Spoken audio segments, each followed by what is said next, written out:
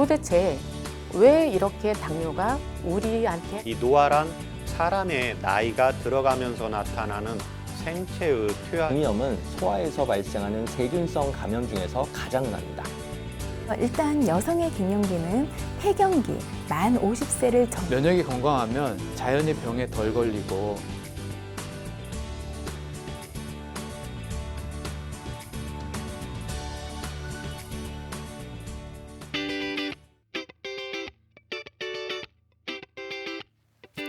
안녕하세요. 건강보감 한의사 박경숙입니다. 대개 지방간은 전신 쇠약감이나 피로 외에 뚜렷한 증상이 거의 없기 때문에 무심코 지나치기 쉬운 질환 중에 하나입니다.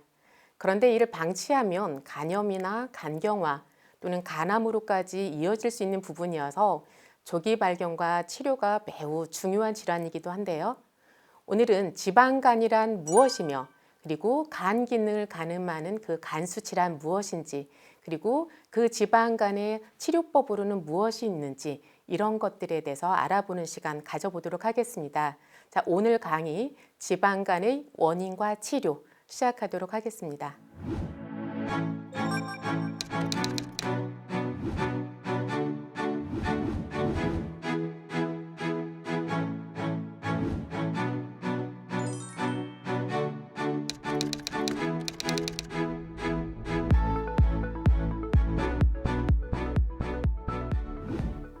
간은 우리 몸에서 무슨 일을 할까요?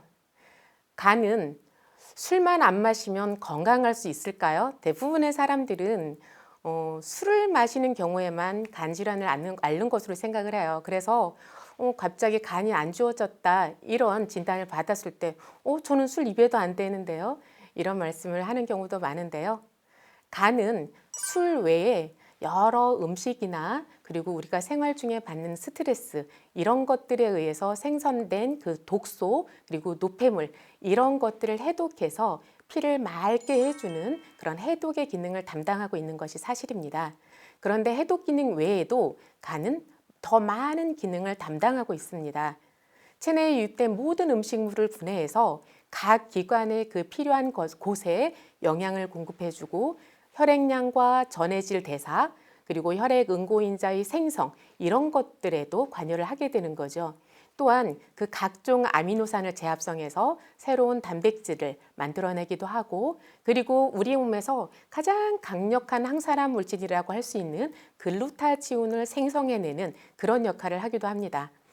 이렇게 장기 중 가장 큰 것이 바로 간이고 이 간에서 혈액을 잘 갈무리해야 그 다음날 우리의 온몸이 편안하게 생활을 할 수가 있습니다.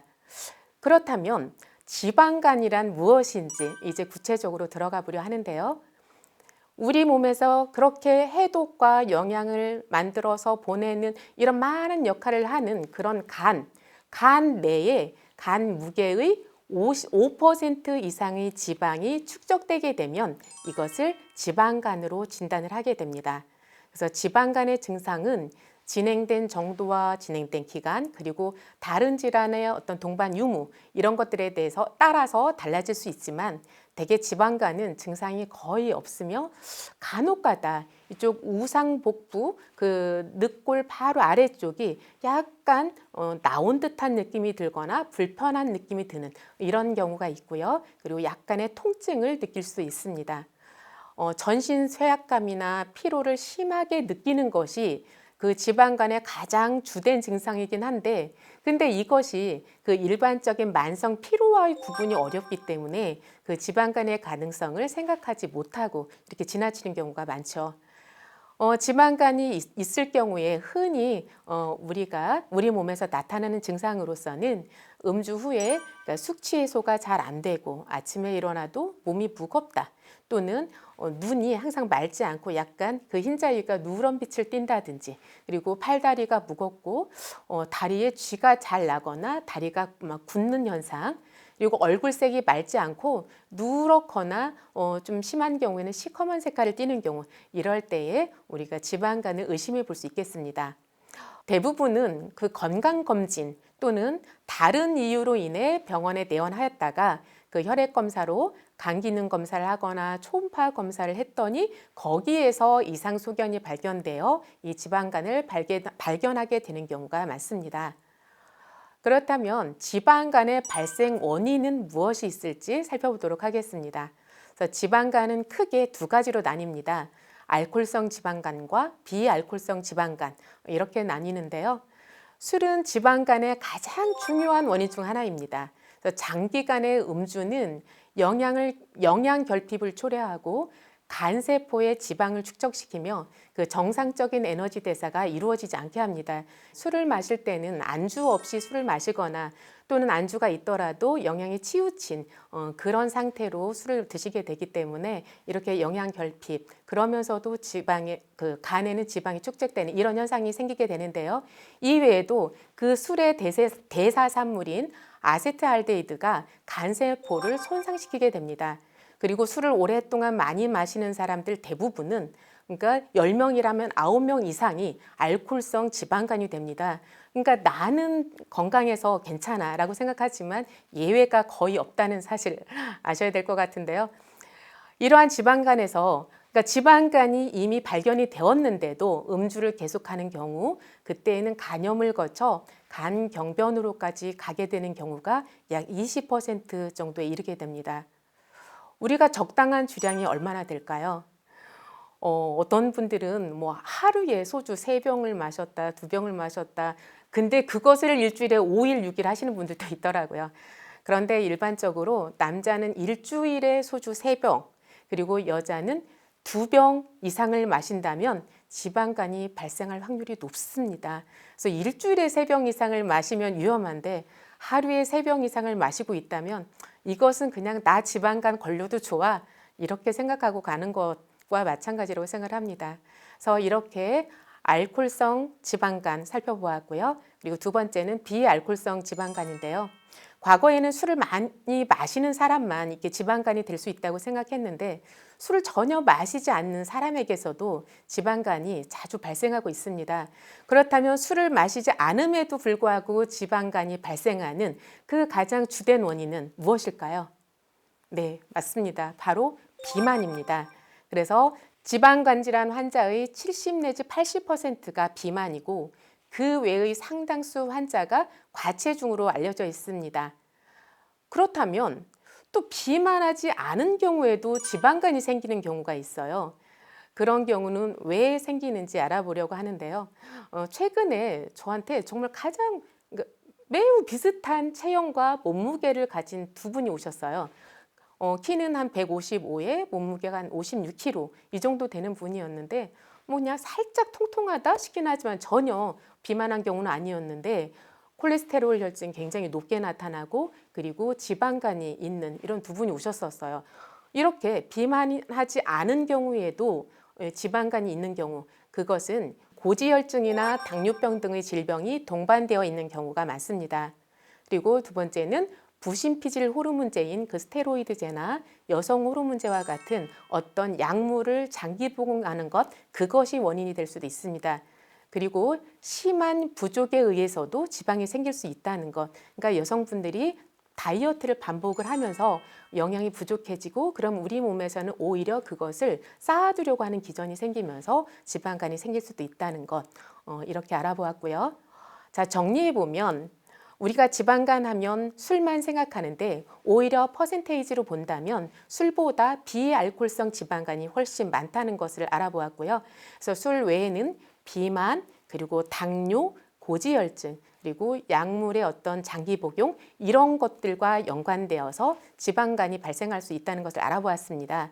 지방간 환자의 대부분은 그 간 기능 수치 이상을 혈액 검사에서 알게 되는 경우가 많은데요. 간 수치는 간 기능의 저하 여부를 확인할 수 있는 혈액 검사상의 수치를 의미합니다. 그래서 뭐 AST, ALT, 감마 GT, ALP, 그다음에 빌리루빈, 알부민 이런 것들이 간 수치라고 할 수 있는데요. 이 중에서도 우리는 두 가지, 즉 AST, ALT를 주목해서 볼 필요가 있습니다.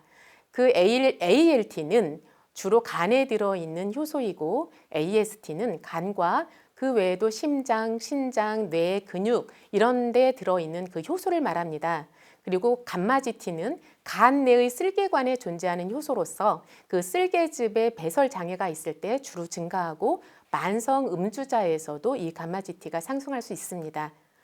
되게 건강한 사람도 수명이 다한 세포는 죽고 새로운 세포가 만들어지게 됩니다. 이렇게 세포가 정상적으로 기능을 다 하고 죽을 때에는 그 세포 안에 들어있던 그런 효소들이 혈액중으로 나오게 되는데요. 그렇기 때문에 혈액에는 늘 소량의 그 AST, ALT라는 그 효소가 들어있기 마련입니다. 그런데 간에 염증이 생기거나 다른 이유로 간세포가 손상을 받게 되면 혈액 속에 AST, ALT 수치가 급격하게 올라가게 됩니다. 간의 세포막이 파괴되면서 그 간세포 안에 들어있던 AST, ALT 등의 그 효소들이 혈액으로 흘러나왔다는 것을 의미합니다. 따라서 혈액 검사에서 간 수치가 높다는 것은 보통 AST, ALT라고 하는 간 효소 수치가 증가했음을 나타내는 것입니다. 감마지티는 알코올성 지방간, 비알코올성 지방간 모두에서 증가하게 되는데요. 알코올성 지방간에서는 음주량과 비례하여서 감마지티 수치가 크게 증가하는 현상을 보이게 됩니다. 그래서 감마지티 수치가 굉장히 높았는데 술을 드시던 분이 술을 안 드셨더니 그 수치가 뚝 떨어져요. 그렇다면 그것은 알코올성 그 지방간이라고 할 수 있는 것이고요. 근데 술을 끊었는데도 감마지티 수치가 떨어지지 않는다면 그것은 알코올이 아닌 다른 원인을 찾아보아야 하는 것입니다. 제가 진료하다 보면 가끔 안색이나 맥상을 살폈을 때 분명 간이 안 좋아 보이는데 검사에서 이상이 없다면서 대수롭지 않게 넘기는 그런 환자분들이 있습니다.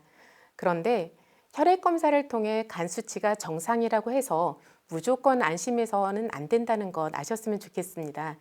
그러니까 간이 나쁘더라도 간 수치는 정상인 경우가 많기 때문입니다.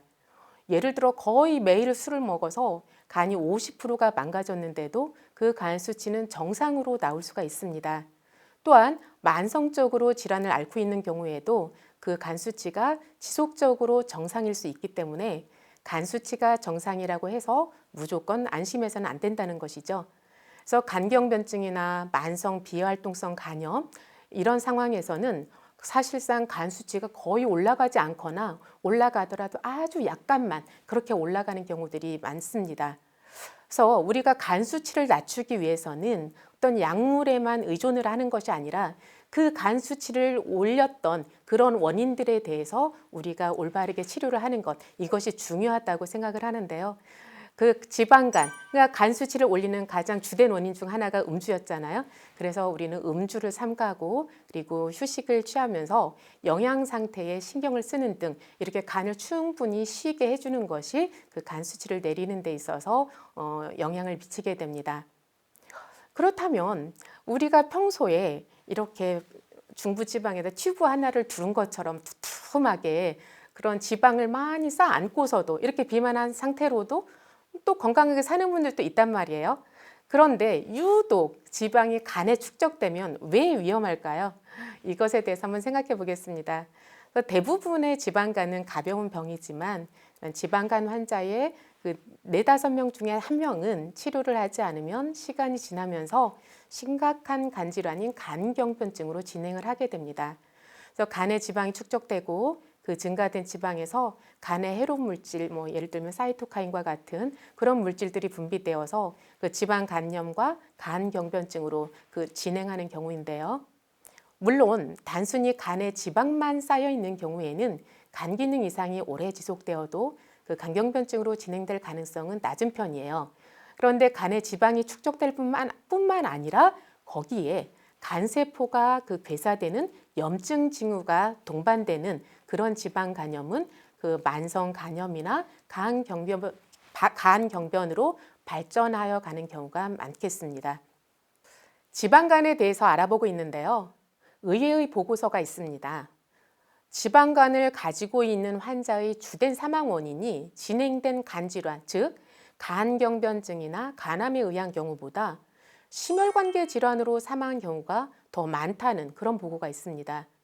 그리고 또한 앞서 살핀 바와 같이 알코올성 지방간 외의 그 비알코올성 지방간은 대사증후군을 동반한 혈관 질환들에서 비롯된다는 것도 살펴보았습니다. 따라서 지방간 환자는 심혈관계 질환인 협심증이나 심근경색, 부정맥, 그리고 비만이나 당뇨, 고지혈증과 같은 그 혈관 질환 이런 것들에 대해서 주기적으로 검진을 받는 것, 이것이 예방 방법으로서 중요한 부분입니다. 지방간의 치료에 있어서도 먼저 혈관 질환들을 다스려서 혈액이 맑아지고 순환이 잘 되게 하는 것, 이것이 지방간 치료의 시작이라 할 수 있겠습니다. 최근에 콜레스테롤 수치가 너무 높아서 그것 때문에 진료받으러 오신 분이 2분이 계셨어요. 그런데 한 분은 지방간은 없으면서 콜레스테롤 수치만 500을 넘어가는 분이었어요. 그런데 이분은 한 달 만에 그 콜레스테롤 수치가 500이 넘던 것이 140으로 떨어지면서 모든 수치가 다 정상으로 돌아오고 건강하게 되었는데, 그런데 지방간이 있는 상태에서 콜레스테롤 수치가 높았던 분은, 이분은 콜레스테롤 수치가 한 290 정도밖에 안 되었는데도 똑같이 치료를 했음에도 불구하고 그 한 달 동안에 콜레스테롤 수치가 정상 범위까지 내려오지 못했어요. 이 말은 지방간이 있고 없고에 따라서 우리가 혈관 건강을 되찾는 데 있어서도 어떤 그 걸리는 소요되는 시간이 다르다는 것을 의미하는데요. 이미 지방간이 진행이 되었다는 것은 내 혈관이 그만큼 많이 노화되어 있다는 것, 노후되어 있다는 것, 이것을 아셨으면 좋겠습니다. 그래서 지방간으로 가기 이전의 상태에서 우리가 혈관을 청소하는 것, 이 부분이 중요하겠습니다. 그렇다면 치료 방법을 요약해 보겠습니다. 지방간의 가장 중요하고 근본적인 치료는 원인이 되는 알코올이나 약제의 섭취를 줄이고, 그리고 기저질환인 비만이나 당뇨, 고지혈증을 치료하는 것입니다. 그러기 위해서 체중 감량을 위한 식이요법, 그리고 운동요법이 지방간의 주된 치료법이라고 할 수 있겠습니다. 결국 인슐린 저항성을 개선하고 고지혈증이 치료되어 혈관이 건강해져야 지방간에서 완전히 자유로워질 수 있다라고 생각합니다. 우리가 간을 치료함에 있어서는 한의학에서는 보통 침이라든지 아니면 간 주변부를 그 주간요법에 의해서 치료를 하고요. 그리고 한약이라든지 청열 해독요법 이런 것들을 사용하게 되는데요. 집에서는 어떤 검증된 그런 항산화제를 이용한 그런 보조요법을 쓴다든지 이런 것들이 진행될 수도 있겠고요. 그리고 상담을 통해서 이 상담이라는 것이 나한테 맞는 어떤 식이요법이라든지 운동요법이 무엇인지에 대해서 상담하는 그런 것들을 통해서 우리가 지방간을 관리해 나갈 수 있다고 생각합니다. 이렇게 오늘은 지방간에 대해서 알아보았는데요. 이미 간에 지방이 많이 축적된 상태에서는 그 혈관 건강도 돌이키기 힘들다는 것 살펴보았습니다. 그래서 지방간이 많이 형성되기 그 이전에 혈관 건강을 돌봄으로써 예방을 하였으면 좋겠고요. 그리고 이미 지방간이 생겼다 하더라도 정말 우리가 급할수록 돌아가라고 했다고 이 지방간을 발생시켰던 그 원인이 무엇인지에 대해서 알아보고 그것들을 하나하나 해결해 나가는 방법으로 우리가 나아갔으면 좋겠습니다.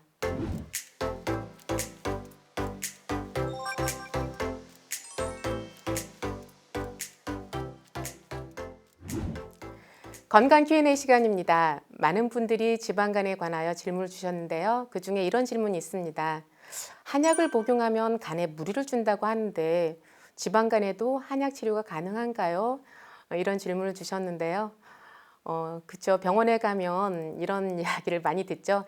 간이 안 좋을 때뿐만이 아니라 그 항암하시는 분들, 이런 분들도 병원에 가시면 뭐 한약뿐만 아니라 버섯 달인물도 먹지 마라 이런 이야기들을 듣고 오셔서 한약을 드셔야 될지 말아야 될지 지금 컨디션은 굉장히 안 좋은데 병원에서 먹지 말라고 했기 때문에 이제 두려움을 가지고 계신 분들 이런 분들이 계세요.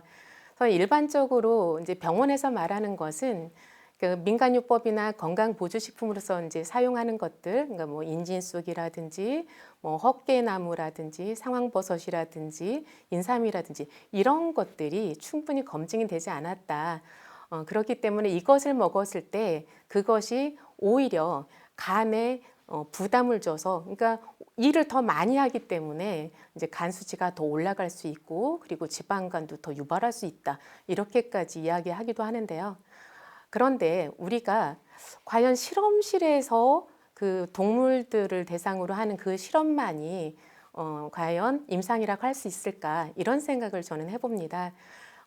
이 한약이라는 것은, 그리고 민간에서 많이 사용하는 이 약재들은 우리가 선조 때부터, 그러니까 몇백 년 또는 수천 년간 사람들에게 사용되어져 왔던 것입니다. 그래서 저는 어찌 보면 이것은 임상 실험이 벌써 다 끝난 것 아닌가, 이런 생각을 해보게 됩니다. 그래서 저는 단호하게 말합니다. 한약으로도 간을 치료할 수 있다, 이렇게 말을 하는데요.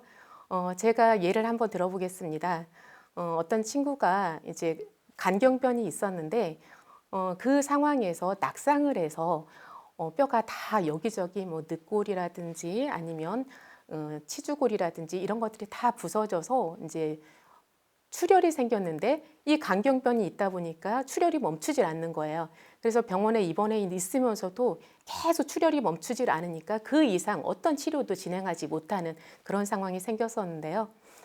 그 상황에서 저한테 도움을 청했고, 제가 그때 치료를 해서 며칠 만에 그 출혈이 끝나고, 그리고 700, 800까지 올라갔던 그 간 수치를 떨어뜨렸던 그런 기억이 있습니다. 그래서 저는 간 수치가 올라가 있는 경우에 정말 자신 있게 이렇게 한약으로 간 수치를 떨어뜨릴 수 있고 지방간을 치료할 수 있다고 생각을 합니다. 다만 그 지방간이라는 것이 한약으로 치료한다고 해서 그것이 뭐 몇 주, 한 달 만에 잠깐 사이에 치료되는 것이 아니라 어떤 생활요법이라든지 식이요법과 병행을 해서 정말 열심히 치료를 받았을 때 그런 것들이 치료될 수 있다고 생각을 합니다. 간이 안 좋을 때 한약을 드실 수 있느냐 질문을 주셨는데요. 충분한 답변이 되었기를 바라겠습니다. 그런데 그것을 임의로 그렇게 생각해서 아무거나 드시지 말고 꼭 전문의와 상담을 통해서 드셨으면 좋겠습니다.